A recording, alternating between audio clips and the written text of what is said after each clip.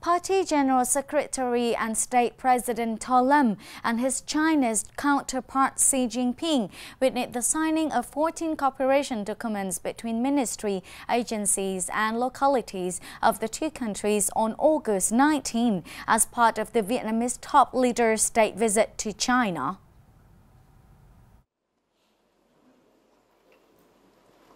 The documents include a memorandum of cooperation between the Ho Chi Minh National Academy of Politics and the Party School of the Communist Party of China, Central Committee, National Academy of Governance, a memorandum of cooperation on industrial cooperation between the Ministry of Industry and Trade of Vietnam and the Ministry of Industry and Information Technology of China, and memorandum of cooperation on healthcare cooperation between the Vietnamese Ministry of Health and the National Health Commission of China, and memorandum of cooperation between the State Bank of Vietnam and the People's Bank of China on enhancing cooperation and information exchange in banking operations, and memorandum of cooperation between the Ministry of Planning and Investment of Vietnam and the China International Development Cooperation Agency on promoting the development cooperation projects in the social and livelihood spheres, and a certificate of handover of the results of the 8th project for Vietnam in the Lao Cai Hanoi Haiphong Standard Gauge Railway planning between the two governments. There are also 3 protocols on plant quarantine and food safety for frozen durian, plant quarantine requirements for fresh coconuts, and quarantine and health requirements for farm crocodiles exported from Vietnam to China. The memorandum of cooperation on enhancing economic and trade cooperation between the Ministry of Industry and Trade and the authorities of Hainan and Shandong provinces of China were also announced at the signing ceremony. Vietnamese rice now command the highest prices globally, distinguish itself from key competitors like Thailand and Pakistan, whose prices have declined. This surge is propelled by robust export demand, coupled with global supply limitations. As of August 15, the Vietnam Food Association noted that Vietnam's 5% broken rice traded at $575 per ton, outpricing Thailand by $14 per ton and Pakistan by $34 per ton. Additionally, the 25% broken rice variant is selling at $539 per ton, surpassing competitors by significant margins. Vietnam now lists as the priciest among the world's top rice exporting nations. Domestically, rice prices have seen a recovery in recent weeks, bolstering farmers' income significantly.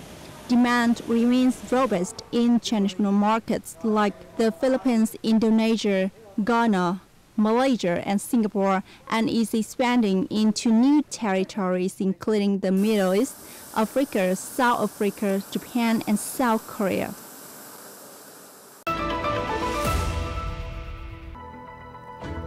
More Asian tourists to visit Vietnam.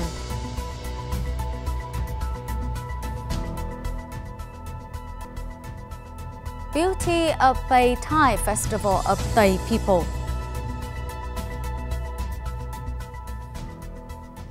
In July alone, Vietnam welcomed around 10 million international tourists, in which Asian visitors shows significant growth in number.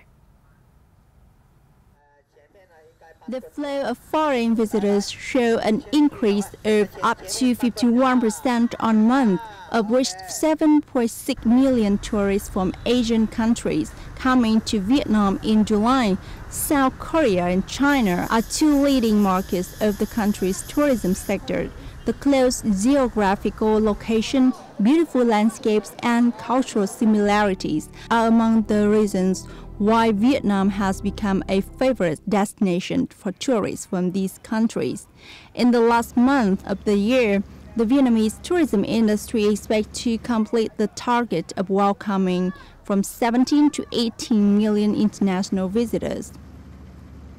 The 15th day of the 7th lunar month is an important festival of Vietnamese people in general. It also the festival of the maternal side called Pai Tai, which is one of the two most important traditional festivals in the year of Tay people, aside from the Lunar New Year. The Pai Tai festival often begins on the 10th day and lasts through the 15th day of the 7th lunar month. On this occasion, those who work or live far away will try to return to their hometown. Every year, on the 12th or 13th day of the 7th lunar month, my family prepares a pair of ducks and a pair of cakes as gifts for my wife's parents. Thanks for their caring. Gifts they bring along vary among families, but always include 1 or 2 ducks. Legend says that the duck was the earth's emissary to the heaven. It carried the rooster on its back to cross the sea to take offerings to heaven on the full moon day of the 7th lunar month to pray for bumper crops. Therefore, duck is the indispensable gift in this festival. Every year, on the 15th day of the 7th lunar month, my husband takes me back to my parents' house. I am happy because my husband cares for me and shows his gratitude to his parents-in-law. Thai people believe that Pai Tai is the occasion for descendants to show respect to their parents and ancestors. Traditionally, daughters and their husbands will visit the maternal side to express their gratitude. That's the end for today. Thanks for your watching and see you next time.